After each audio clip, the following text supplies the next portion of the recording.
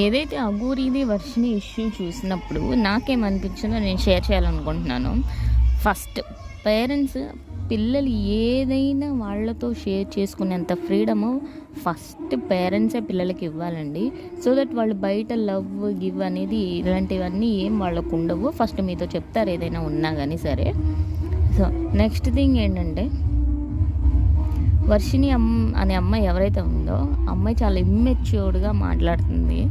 తనకు అసలుకి ఏమీ తెలీదు. తనకు తెలిసిందే నాకు చాలా తెలుసు అనుకున్నట్టు ఫీల్ అయిపోతుంది.